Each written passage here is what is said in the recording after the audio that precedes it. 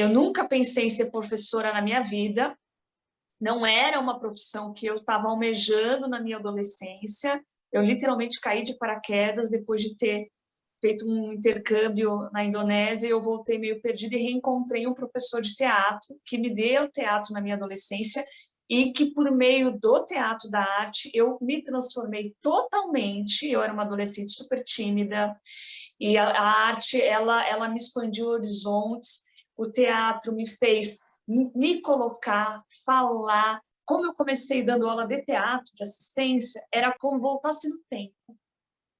E todo aquele benefício que o teatro trazia para mim, eu via nos alunos.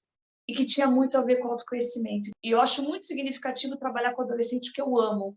Tive pouquíssimas oportunidades de trabalhar com criança, que eu adoro, mas eu percebi que o meu público é o adolescente. Eu me vejo no adolescente. Eu reconheço algumas coisas da minha adolescência neles. É muito interessante. Então, eu falo que, na verdade, eu mais aprendo do que dou aula, com certeza. Todos esses anos eu mais aprendi com eles e às vezes sinto falta dos adolescentes terem mais voz, sabe, na sociedade, porque a gente às vezes não, a gente fala muito por eles, né? E a gente fala muito para os pais deles, mas a gente tem que deixar eles falarem, porque é um universo tão rico, e eu só fui aprender isso em sala de aula. Porque eu não fiz pedagogia, eu cheguei realmente, eu caí de paraquedas, né? Eu sou formada em artes cênicas e depois eu vim a trabalhar com esse professor há muitos anos até que a escola me efetivou. Só que na época que ela me efetivou, eu não era mais assistente, eu propus para a escola de trabalhar um percurso que não fosse só com teatro, porque eu já estava me formando em fotografia, que é o que eu trabalho hoje também. Então, eu queria mesclar. Como é que seria um desafio de mesclar o teatro, a fotografia e o cinema? Eu queria sensibilizar o olhar das pessoas. Então, a minha ideia era sempre trabalhar assim, o que eu gostaria de receber? Que aulas que eu não tive, eu gostaria de dar? Então, foi muito suado, porque eu fui entre erros e acertos, e aí eu fui trabalhando um percurso por meio da fotografia. Eu brincava sempre com meus alunos. Quando você está fotografando, você presta atenção no presente. Você não fotografa sem prestar atenção. Então, o celular ou a câmera fotográfica, elas viravam como se fosse uma lupa para você investigar. E quando eu saquei que a fotografia poderia ser uma ferramenta de olhar para o presente, uma ferramenta de ver beleza no cotidiano, uma ferramenta de retratar o outro, uma ferramenta de fazer seu autorretrato, de auto-rever-se, eu falei, é isso que eu quero fazer minha aula, é sobre isso. O teatro vai aparecer, o cinema vai aparecer, porque eu dava também curta-metragem, dava exercícios de teatro para aquecer a turma, mas o cerne vai ser a fotografia. Porque a fotografia ela consegue ser feita individualmente também, ela pode ser coletiva quando você vai retratar o outro, ela está de fácil acesso e ela tem um registro rápido, você consegue ver o resultado na hora e é impactante quando você recebe, quando você consegue ver o resultado de uma experiência na hora. Então, eu criei um diário fotográfico deles, para eles. Então, era um caderno que usava-se o ano todo. Ele é dividido por trimestres, são 3 trimestres no ano, né? Letivo. Então, o primeiro trimestre eu falava que era olhar para o mundo. Seu olhar para o mundo. Então, eu fazia várias atividades sobre olhar o seu cotidiano. E é muito legal trabalhar com fotografia por causa disso, né? Primeiro, porque a fotografia tem um registro, né? Você tem a imagem. E as pessoas têm a ilusão do que é belo, né? E do que é uma boa foto. Então, uma boa foto tem que ser aquele pôr do sol maravilhoso, ou um super lugar. E aí você já começa a quebrar isso. O que é belo, primeiro? Né? Em segundo, a beleza só está em lugares lindos. A beleza não pode estar no seu quarto, naquele cantinho esquecido, que pode ter uma rachadura na sua parede, que pode ser poético, que pode trazer uma narrativa interessante.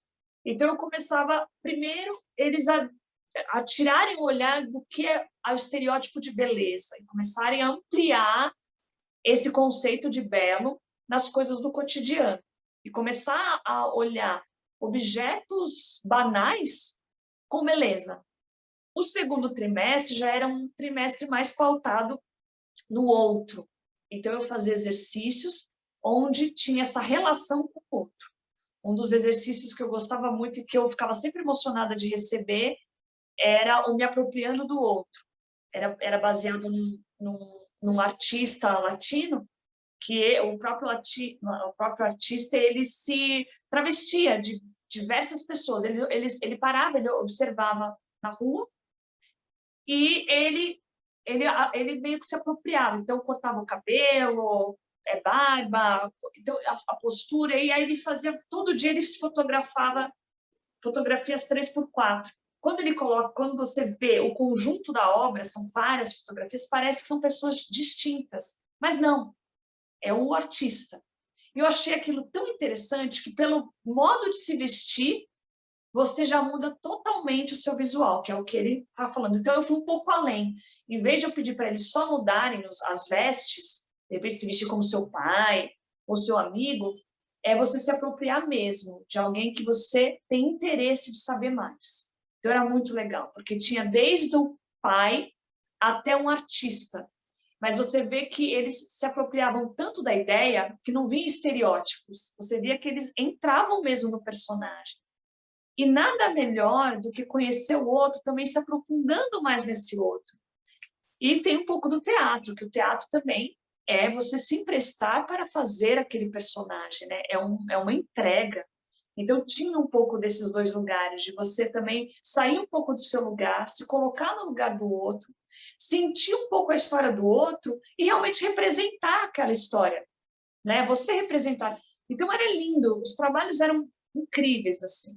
E no último trimestre era o autorretrato, né? Trabalhos com autorretrato. É você trabalhar mesmo no seu eu, né? Como você se retrata, como você se olha, como você se percebe em relação ao mundo e principalmente em relação a você mesmo. A minha premissa era entender como é que ele conseguia se desenvolver subjetivamente, conseguia desbloquear a sua criatividade, conseguia se empenhar e conseguir resolver problemas criativos e trabalhar por meio da arte essa manifestação.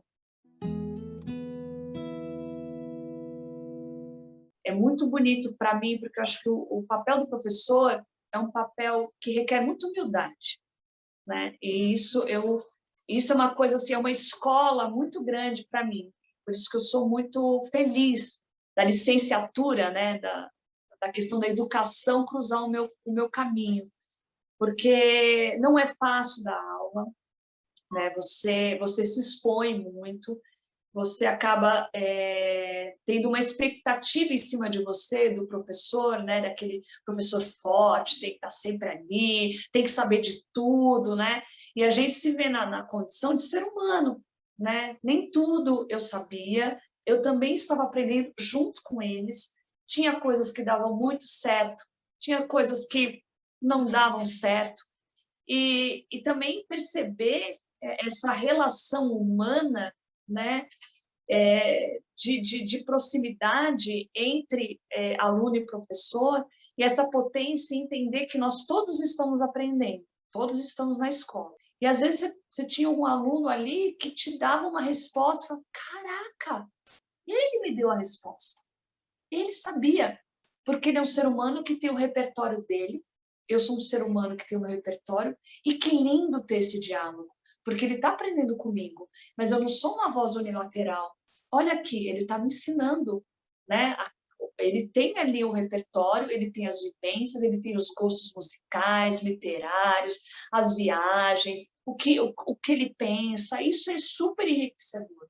Eu acho que é muito maravilhoso para mim estar com um adolescente, porque é como se eu não deixasse a minha adolescente morrer, sabe? É muito legal isso, porque adolescente é sonho.